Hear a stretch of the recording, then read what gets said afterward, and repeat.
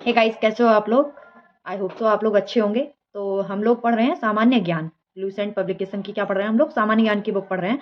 तो जिसमें जो है अभी हमारा हिस्ट्री पोर्शन चल रहा है। हिस्ट्री पोर्शन में जो हमारा आज का टॉपिक है वो हम राजवंशों का उदय पढ़ेंगे। ठीक है। और बाकी का इससे पहले का जो है वो लास्ट वीडियो जो भी मैंने 9-10 वीडियो डाली है उसमें मैंने यूट्यूब पे एक प्लेलिस्ट बना दी है। तो आप लोग वो प्लेलिस्ट चेक कर सकते हो। उसमें क्या है ना, आपको सीक्वेंस से पार्ट 1 से लेके सारी वीडियो मिल जाएंगी। तो जब आप लोग पार्ट 1 से रिवीजन करोगे ना स्टार्ट, तभी आपको आगे का समझ में आएगा। वरना तो ये है कि ये वाली वीडियो आपको इतना समझ में नहीं आएंगी अगर आप लोग पिछली वाली वीडियो नहीं देखेंगे। हाँ, अगर आपको टॉपिक वाइज पढ़ना है तो आप पढ़ सकते हैं। जैसे कि आज का जो टॉपिक है वो है राजवंशों का उदय। और अगर इससे पहले का भी आप लोगों को पढ़ना है तो प्लेलिस्ट में मैंने पार्ट 1 से लेकर सारी वीडियो स्टार्टिंग से डाली हुई हैं, तो आप लोग वो देख सकते हैं। तो चलिए हम लोग अपने टॉपिक पे आते हैं। तो आज का हमारा टॉपिक है सीमावर्ती राजवंशों का अभ्युदय। ठीक है। इसमें हम सबसे पहले पढ़ेंगे पाल वंश। क्या पढ़ेंगे? पाल वंश। पाल वंश का संस्थापक गोपाल था। इस वंश की राजधानी मुंगेर थी। पाल वंश का संस्थापक गोपाल था। इस वंश की राजधानी मुंगेर थी। गोपाल बौद्ध धर्म का अनुयायी था। इसने ओदंतपुरी विश्वविद्यालय की स्थापना करी थी। ये लाइन इंपॉर्टेंट है। ये क्वेश्चन पूछा जाता है कि जो ओदंतपुरी विश्वविद्यालय है इसकी स्थापना किसने करी थी। तो इसकी जो स्थापना है वो पाल वंश के शासक गोपाल ने करी थी। ठीक है। पाल वंश के प्रमुख शासक कौन कौन है? पाल वंश के प्रमुख शासक कौन कौन से हैं? धर्मपाल, देवपाल, नारायणपाल, महिपाल एवं न्यायपाल आदि। धर्मपाल, देवपाल, नारायणपाल, महिपाल एवं न्यायपाल आदि। पाल वंश का सबसे महान शासक धर्मपाल था। पाल वंश का सबसे महान शासक कौन था? धर्मपाल था, जिसने विक्रमशिला विश्वविद्यालय की स्थापना करी थी। जिसने पाल वंश का सबसे महान शासक कौन था? धर्मपाल, जिसने विक्रमशिला विश्वविद्यालय की स्थापना करी थी। तो ये दोनों ही क्वेश्चन इंपॉर्टेंट है। दोनों क्वेश्चन आप लोग हाईलाइट कर लीजिएगा कि विक्रमशिला विश्वविद्यालय की स्थापना किसने करी थी? धर्मपाल ने। और ओदंतपुरी विश्वविद्यालय की स्थापना किसने की थी? गोपाल ने। ठीक है। कन्नौज के लिए त्रिपक्षीय संघर्ष, ये मैंने अपनी लास्ट वीडियो में भी पढ़ाया है कन्नौज के बारे में, जो हिंट दे रखी थी मैंने कि किन किन वंशों के बीच में ये स्टार्ट हुआ था त्रिपक्षीय संघर्ष। ठीक है। कन्नौज के लिए त्रिपक्षीय संघर्ष पाल वंश, गुज्जर प्रतिहार वंश एवं राष्ट्रकूट वंश के बीच हुआ था। कन्नौज के लिए ये बहुत इंपॉर्टेंट है, तो ये आप लोग हाईलाइट कर लीजिएगा। ये जो क्वेश्चन है एसएससी सीएचएसएल के एग्जाम में पूछा गया था कि कन्नौज के लिए जो त्रिपक्षीय संघर्ष हुआ था वो किन किन राजवंशों के बीच में हुआ था। गुज्जर प्रतिहार वंश के, राष्ट्रकूट वंश के एवं पालवंश के। इसमें पालवंश की ओर से सबसे पहले कौन शामिल हुआ था? तो इसमें पालवंश की ओर से सबसे पहले धर्मपाल शामिल हुआ था। 11वीं सदी के गुजराती कवि 11वीं सदी के गुजराती कवि सोड्डल ने धर्मपाल को उत्तर प्रिय स्वामी की उपाधि से संबोधित किया था। ओदंतपुरी विहार के प्रसिद्ध बौद्ध मठ का निर्माण ओदंतपुरी विहार के प्रसिद्ध बौद्ध मठ का निर्माण देवपाल ने करवाया था। ओदंतपुरी विहार के बौद्ध मठ का निर्माण देवपाल ने करवाया था। किसने करवाया था? देवपाल ने करवाया था। जावा के शैलेंद्र वंशी शासक बालपुत्र देव के अनुरोध पर देवपाल ने उसे नालंदा में एक बौद्ध विहार बनवाने के लिए 5 गांव दान में दिए थे। ठीक है। गौड़ी रीति नामक साहित्यिक विधा का विकास पाल शासकों के समय में हुआ था। गौड़ी रीति नामक साहित्यिक विधा का विकास पाल शासकों के समय में हुआ था। पाल शासक बौद्ध धर्म के अनुयायी थे। पाल शासक जो थे वो कौन से धर्म को मानते थे? वो बौद्ध धर्म के अनुयायी थे। नेक्स्ट हम पढ़ेंगे सैन वंश। क्या पढ़ेंगे? सैन वंश। तो सैन वंश की स्थापना किसने करी थी? सैन वंश की स्थापना सामंत सेन ने राढ़ में की थी। सैन वंश की स्थापना सामंत सेन ने राढ़ में की थी। इसकी राजधानी नदिया थी। सैन वंश की राजधानी क्या थी? नदिया थी। सैन वंश के प्रमुख शासक कौन थे? विजय सेन, दल्लाल सेन एवं लक्ष्मण सेन। सैन वंश के प्रमुख शासक कौन थे? विजय सेन, दल्लाल सेन एवं लक्ष्मण सेन। सैन वंश का प्रथम स्वतंत्र शासक विजय सेन था। सैन वंश का जो प्रथम स्वतंत्र शासक था वो कौन था? विजय सेन था, जो शैव धर्म का अनुयायी था। जो कौन से धर्म का अनुयायी था? जो शैव धर्म का अनुयायी था। दान सागर एवं अद्भुत सागर नामक ग्रंथ की रचना सैन शासक यल्लाल सेन ने की थी। अद्भुत सागर को लक्ष्मण सेन ने पूर्ण रूप दिया था। अद्भुत सागर जो था ना उसे लक्ष्मण सेन ने पूर्ण रूप दिया था। लक्ष्मण सेन की राज्यसभा में गीत गोविंद के लेखक जयदेव, पवनदूत के लेखक धोबी एवं ब्राह्मण सर्वस्व के लेखक हलायुद्ध रहते थे। लक्ष्मण सेन की राज्यसभा में गीत गोविंद के लेखक जयदेव, पवनदूत के लेखक धोती एवं ब्राह्मण सर्वस्व के लेखक हलायुद्ध रहते थे। हलायुद्ध लक्ष्मण सेन का प्रधान न्यायाधीश एवं मुख्यमंत्री था। हलायुद्ध जो था ना वो लक्ष्मण सेन का प्रधान न्यायाधीश एवं मुख्यमंत्री था। विजय सेन ने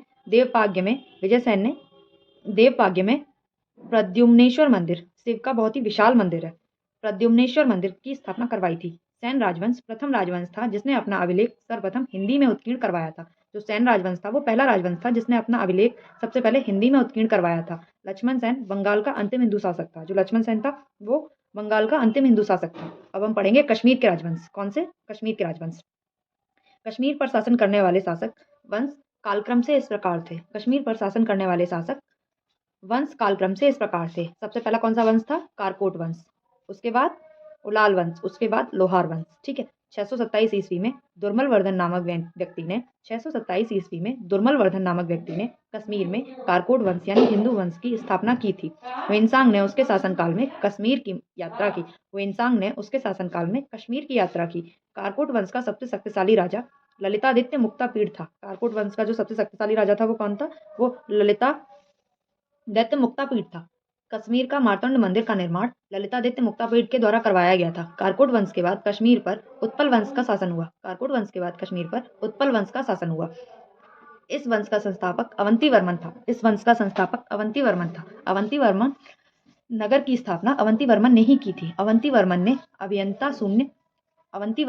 के अभियंता शून्य ने सिंचाई के लिए नहरों का निर्माण करवाया था। 980 ईस्वी में उत्पल वंश की रानी दिष्टा एक महत्वाकांक्षी शासिका हुई। 980 ईस्वी पूर्व में जो उत्पल वंश की रानी थी दिष्टा एक महत्वाकांक्षी शासिका हुई। उत्पल वंश के बाद कश्मीर पर लोहार वंश का शासन हुआ। लोहार वंश का जो संस्थापक था वो संग्राम राज था। लोहार वंश का संस्थापक कौन था? संग्राम राज था। संग्राम राज के बाद अनंत राजा हुआ। इसकी पत्नी सूर्यमती ने प्रशासन को सुधारने में उसकी सहायता की। इसकी जो पत्नी थी ना सूर्यमती, उन्होंने प्रशासन को सुधारने में इसकी सहायता की। लोहार वंश का शासक हर्ष विद्वान कवि तथा कई भाषाओं का ज्ञाता था। लोहार वंश का शासक हर्ष विद्वान कवि तथा कई भाषाओं का ज्ञाता था। कल्लड़ हर्ष का आश्रित कवि था। ये काफी इंपॉर्टेंट है, ये अक्सर पूछा जाता है कि जो कल्लड़ हैं वो किसके आश्रित थे, मतलब किसके शासनकाल में रहते थे। तो जो कल्लड़ थे वो हर्षवर्धन के आश्रित कवि थे। जयसिंह लोहार वंश का अंतिम शासक था। जो जयसिंह था वो लोहार वंश का अंतिम शासक था, जिसने 1128 ईस्वी से 1155 ईस्वी तक शासन किया था। 1155 ईस्वी तक शासन किया था। जयसिंह के शासन के साथ ही कल्लड़ की राज तरंगिणी का विचरण समाप्त हो जाता है। जैसे ही जयसिंह का शासन खत्म होता है उसी के साथ ही कल्लड़ की राज तरंगिणी जो पुस्तक है वो कल्लड़ के द्वारा लिखी गई है। ये बहुत ही इंपॉर्टेंट पुस्तक है। अक्सर ये पुस्तकों में पूछी जाती है कि जो राज तरंगिणी पुस्तक है वो किसकी है, या फिर कल्लड़ का नाम दिया जाता है और ऑप्शन में राज तरंगिणी होता है कि कल्लड़ के द्वारा रचित पुस्तक का नाम क्या है। तो कल्लड़ के द्वारा रचित पुस्तक का नाम क्या है? राज तरंगिणी। कामरूप का वर्मन वंश 4वीं शताब्दी के मध्य कामरूप में वर्मन वंश का उदय हुआ। इस वंश की प्रतिष्ठा का संस्थापक पुष्यवर्मन था। इस वंश की प्रतिष्ठा का जो संस्थापक था वो कौन था? वो पुष्यवर्मन था। इसकी राजधानी प्रागज्योतिष नामक स्थान पर थी। इसकी जो राजधानी थी वो कहाँ पे थी? प्रागज्योतिष नामक एक स्थान पर थी। कालांतर में कामरूप पाल साम्राज्य का एक अंग बन गया था। कालांतर में जो कामरूप था वो पाल साम्राज्य का एक अंग बन गया था। तो नेक्स्ट पॉइंट अब हम पढ़ेंगे राजपूत राजवंशों की उत्पत्ति। जो राजपूत राजवंश थे उनकी उत्पत्ति कहाँ से हुई और कब हुई? तो सबसे पहला जो राजपूतों का राजवंश था वो था गुज्जर प्रतिहार वंश। कौन सा था? गुज्जर प्रतिहार वंश।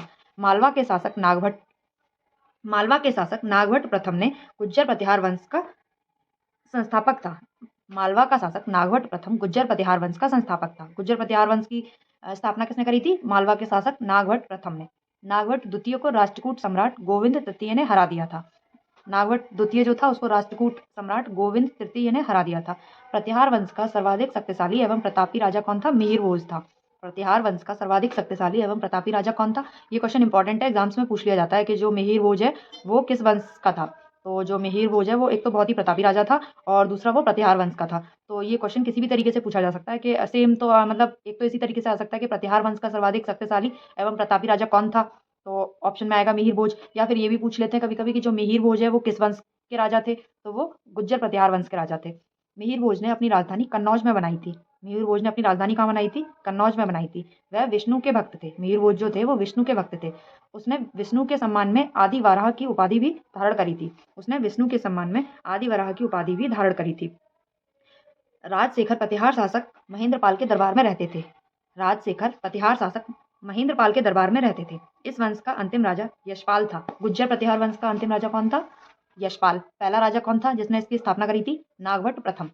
दिल्ली पर इस वंश का अंतिम राजा यशपाल था। दिल्ली नगर की स्थापना तोमर नरेश अनंगपाल ने 11वीं सदी के मध्य में करी थी। ये क्वेश्चन इंपॉर्टेंट है, पूछा जाता है कि जो दिल्ली की स्थापना करी थी वो किस राजा ने करी थी। तो पहली चीज तो वो तोमर वंश के थे और दूसरी चीज उनका जो नाम था वो अनंगपाल था। दिल्ली नगर की स्थापना किसने करी थी? अनंगपाल ने। और वह किस वंश के थे? वह तोमर वंश के थे। और कौन सी शताब्दी में दिल्ली की स्थापना की गई थी? वो 11वीं शताब्दी में दिल्ली की स्थापना की गई थी। ठीक है, नेक्स्ट पढ़ेंगे हम गहड़वाल यानी राठौर राजवंश।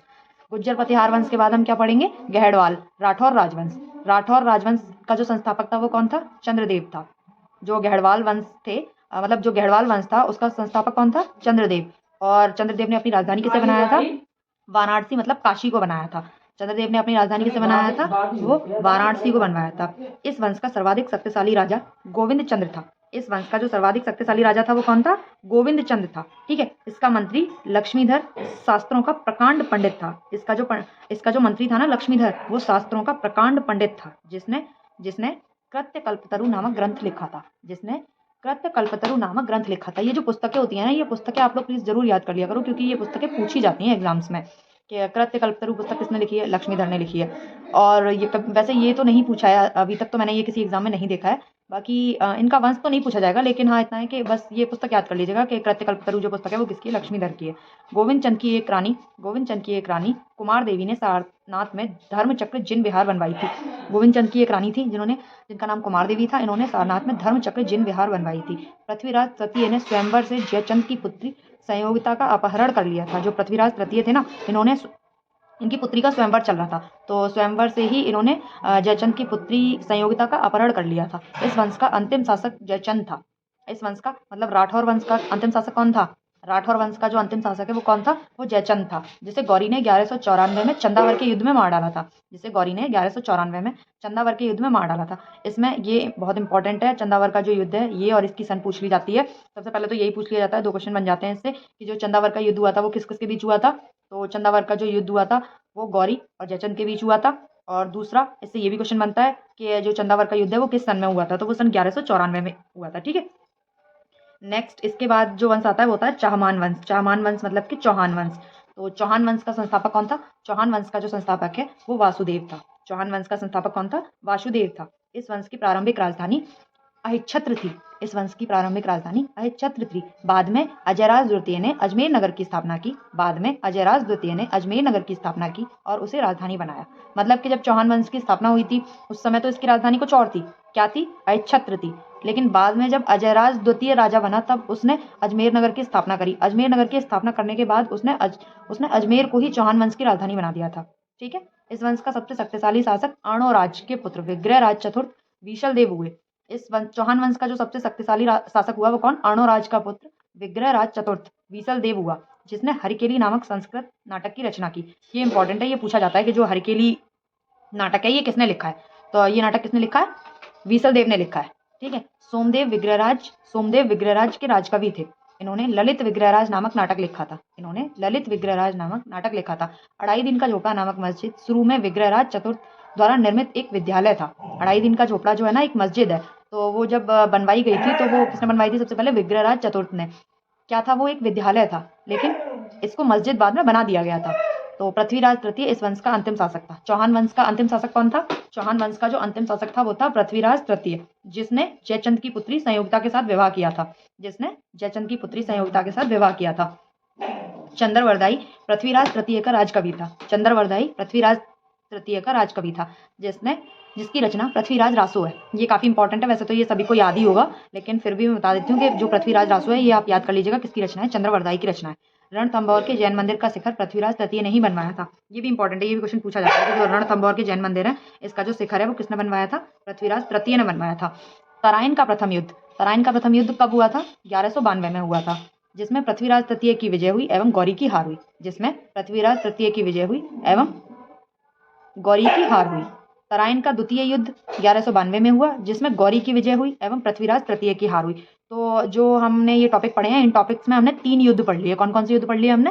पहला पढ़ लिया हमने चंदावर का युद्ध, दूसरा पढ़ लिया हमने तराइन का पहला युद्ध, और दूसरा तराइन का दूसरा युद्ध। इनकी आपको सन सबकी याद होनी चाहिए।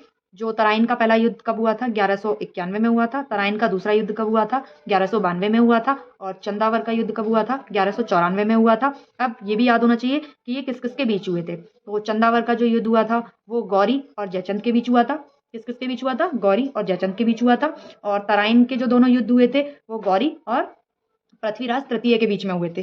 तराइन के पहले युद्ध में पृथ्वीराज तृतीय की विजय हुई थी, गौरी की हार हुई थी। और तराइन के दूसरे युद्ध में गौरी की विजय हुई थी, पृथ्वीराज तृतीय की हार हुई थी।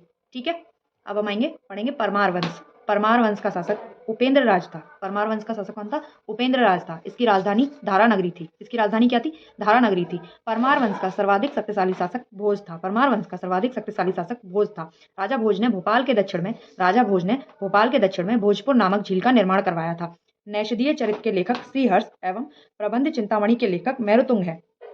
ये दोनों ही क्वेश्चन इंपॉर्टेंट है। ये बुक जो है वो पूछी जाती है एग्जाम में कि जो नैषधीय चरित्र है वो किसकी रचना है, तो वो श्री हर्ष की रचना है। एवं जो प्रबंध चिंतामणि है वो किसकी रचना है, तो वो मेरुतुंग की रचना है। प्रबंध चिंतामणि किसकी रचना है? मेरुतुंग की रचना है।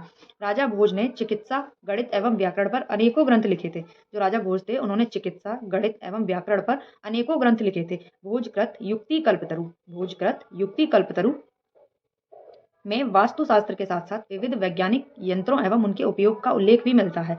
नवसाहसांड चरित्र के रचयिता पदमगुप्त, 10 रूपक के रचयिता धनंजय, धनिक, हलायुध एवं अमित गति जैसे विद्वान वाक्यपति मुंज के दरबार में रहते थे।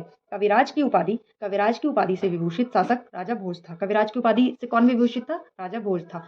भोज ने अपनी राजधानी में सरस्वती मंदिर का निर्माण करवाया था। भोज ने अपनी राजधानी में सरस्वती नामक मंदिर का निर्माण करवाया था। इस मंदिर के परिसर में संस्कृत विद्यालय भी खोला गया था। ये जो मंदिर बनवाया था ना राजा भोज ने, तो इसमें संस्कृत विद्यालय भी खोला गया था जहाँ संस्कृत पढ़ाई जाती थी। राजा भोज के शासनकाल में धारा नगरी विद्या एवं विद्वानों का प्रमुख केंद्र हुआ करती थी।